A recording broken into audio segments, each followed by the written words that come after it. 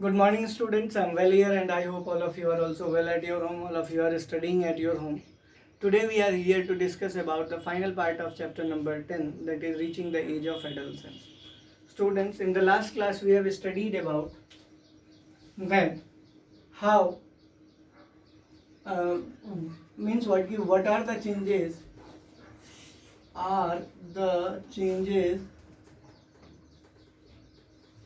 that takes place in adolescence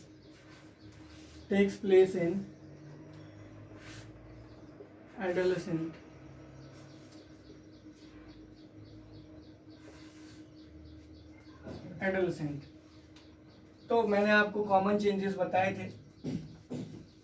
आज हम पढ़ेंगे क्या कि वो जो चेंजेस होते हैं उनमें बॉयज़ में और गर्ल्स में जो चेंजेस होते हैं उनमें एक फिनोमेना है जिसको हम मेंस्ट्रुएशन कहते हैं।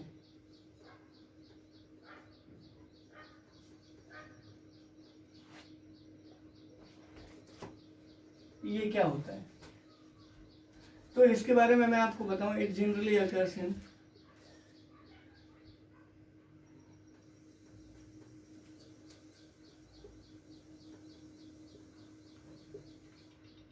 It occurs in female.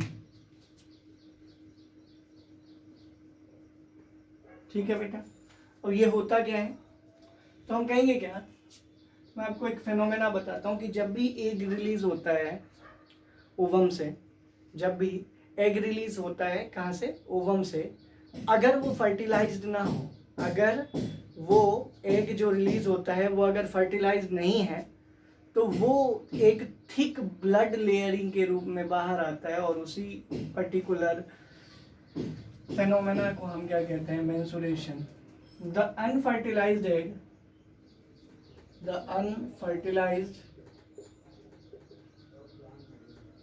egg that comes out through the thick lining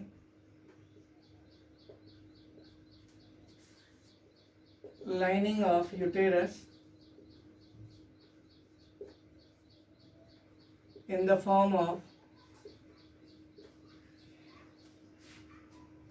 blood is called menstruation।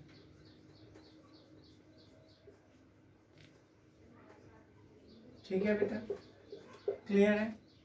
ये पीरियोडिक इन नेचर होता है। पीरियोडिक इन नेचर कहने का मतलब क्या कि इसका टाइम फिक्स होता है, हर एक 14 डेज या 28 days.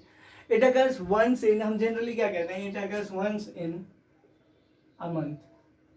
It occurs once in 28 days, 28 या 28 to 30 डेज, कोई प्रॉब्लम नहीं है इसमें। तो उसके बाद नेक्स्ट इंपॉर्टेंट पॉइंट क्या है, नेक्स्ट इंपॉर्टेंट पॉइंट है कि ये फेनोमेना चूंकि कंटिन्यूड रहता है 28 to 30 डेज में वंस, या ये फेनोमेना 28 to 30 डेज में एक बार जरूर होता है, इसीलिए हम इसको मेंस्ट्रुअल साइकिल कहते हैं। क्या कहते हैं, मेंस्ट्रुअल साइकिल। मीन्स व्हाट की मेंस्ट्रुअल साइकिल, अगर हमसे कोई पूछेगा कि मेंस्ट्रुअल साइकिल क्या है,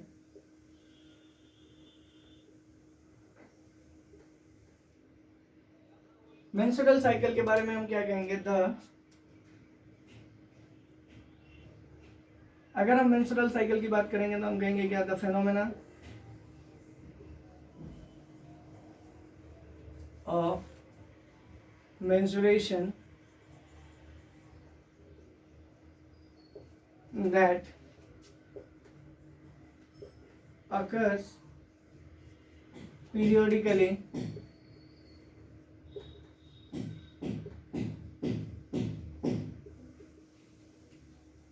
called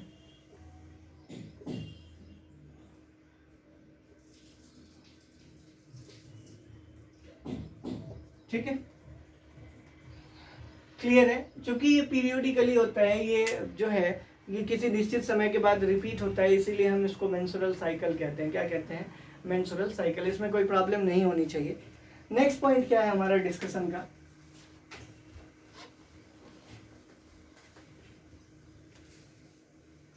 नेक्स्ट पॉइंट में हम डिस्कस करेंगे बेटा कि और कौन कौन से चेंजेस हैं जो एडोलेसेंट्स में पाए जाते हैं, या और कौन कौन सी ऐसी चेंजेस हैं। अगर हम एडोलेसेंट्स में बॉयज की बात करें, changes taking place in boys, changes taking place in boys or male at the age of adolescence, at the age of adolescence। ठीक है बेटा, कौन कौन से ऐसे चेंजेस हैं जो टेक प्लेस करते हैं at the age of adolescence? पहला चेंज कि the shoulders become broad, the shoulders become broad, पहला तो यही है। दूसरा, mustaches and beard grows, दो हो गया। तीसरा क्या है कि height increases,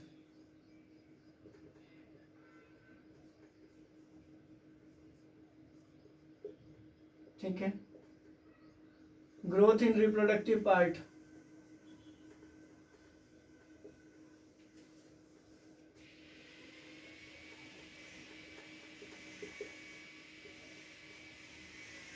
growth in reproductive part. और लास्टली है तो वैसे बहुत सारे चेंजेस, लेकिन हम यहाँ 5 ही पढ़ेंगे। उसके बाद अपीयरेंस ऑफ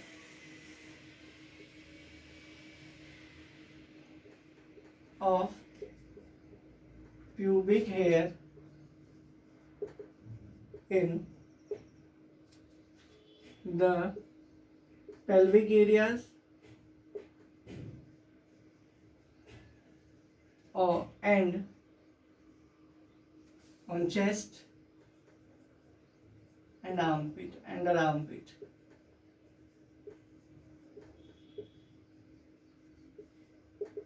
देखिए बेटा, ये ध्यान से समझने वाली बात है कि कौन कौन से ऐसे चेंजेस हैं जो बॉय या मेल में at the age of adolescence में होता है। तो शोल्डर्स ब्रॉड हो जाते हैं, चौड़े हो जाते हैं। उसके बाद मुस्टैचेस, दाढ़ी और मूछें आने लग जाती है, हाइट बढ़ जाती है, साथ ही साथ ग्रोथ, रिप्रोडक्टिव पार्ट में ग्रोथ होता है और वो कैपेबल हो जाते हैं रिप्रोडक्शन के। और साथ में appearance of pubic hair in under armpit और in the pelvic areas. I hope यहाँ तक क्लियर है।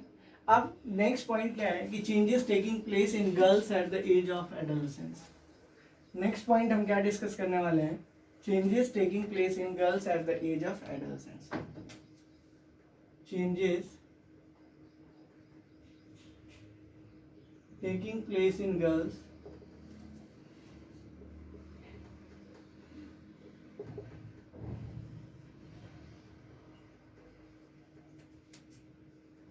at the age of adolescence।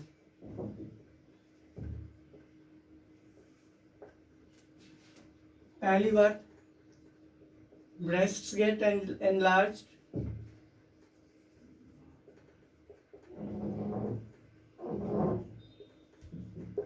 Second, becomes capable of reproduction।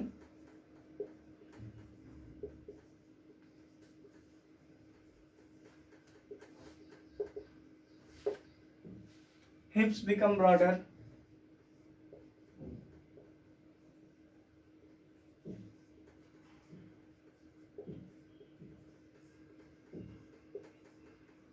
ठीक है।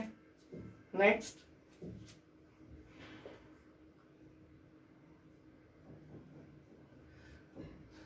ठीक है बेटा। उसके बाद chest get broadened,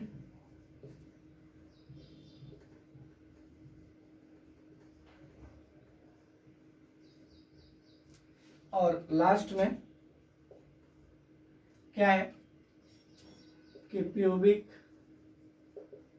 hairs appear in pelvic areas। तो ये कुछ चेंजेस हैं जो गर्ल्स में स्टार्ट होते हैं, मेंस्ट्रुएशन स्टार्ट्स।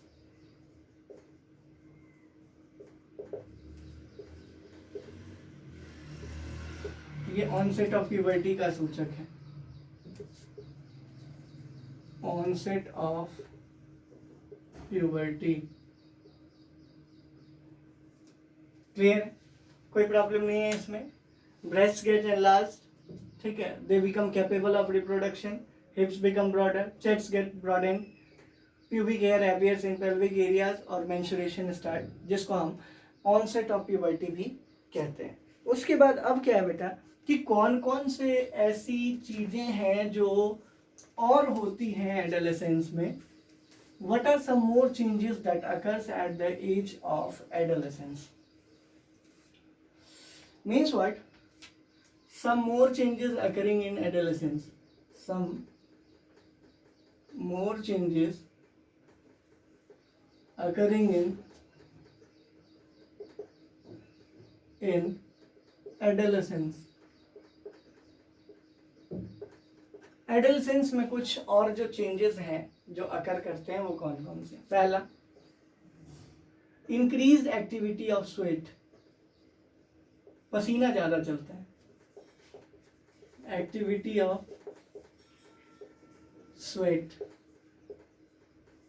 ठीक है। दूसरा और क्या है, ये तो था कि भाई इंक्रीज एक्टिविटी ऑफ स्वेट है। दूसरी चीज और क्या है इसमें, तो हम कहेंगे क्या कि पिंपल्स स्टार्ट कमिंग। तीसरा, voice gets changed।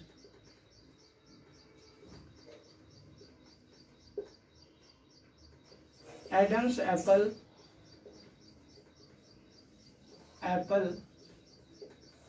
develops in voice box। Clear है, कोई प्रॉब्लम नहीं है इसमें।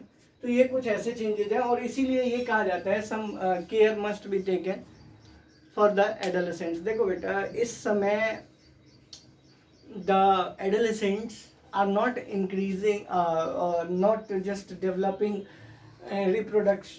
Reproductive wise, but they also develop in the sense emotionally. और इसीलिए ये ध्यान रखना चाहिए कि they should have been provided, means what, they must have got the company, the friendship in their home, means what कि they must get a proper environment at their home।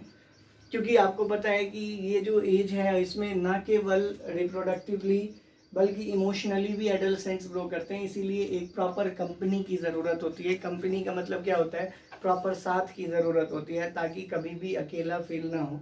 उसके साथ साथ खाने का भी ध्यान रखना होता है उस समय, क्योंकि खाना जब उस समय खाते हैं तो उस समय ये ध्यान रखना चाहिए कि प्रॉपर खाना, जैसे जिसको हम बैलेंस डाइट कहते हैं, जिसमें प्रॉपर न्यूट्रिएंट और मिनरल होते हैं, वो खाना चाहिए ताकि हर बॉडी में, देखो एक साथ बहुत सारे चेंजेस हो रहे हैं, इसलिए हर एक चेंज के लिए ज़रूरी है अलग अलग न्यूट्रिएंट्स की, इसीलिए एक प्रॉपर बैलेंस डाइट खाने की ज़रूरत है ताकि उनका जो बॉडी है वो अच्छे से डेवलप हो पाए। और अगर बॉडी अच्छे से डेवलप हो पाएगी तो कहीं ना कहीं हम ये कह सकते हैं कि एडोलेसेंट्स बहुत अच्छे से ग्रो करेंगे।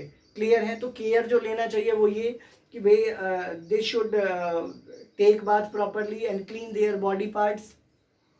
Second, they should be provided appropriate company at their home. दो बातें हो गई। तीसरी बात ये हो गई कि they must take care of the food that they eat because at the same time different type of changes take place in the body.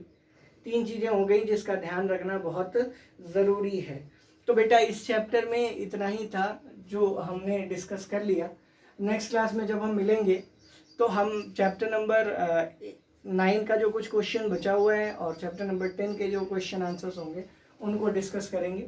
Till then, stay home, stay safe, God bless you. Thank you very much.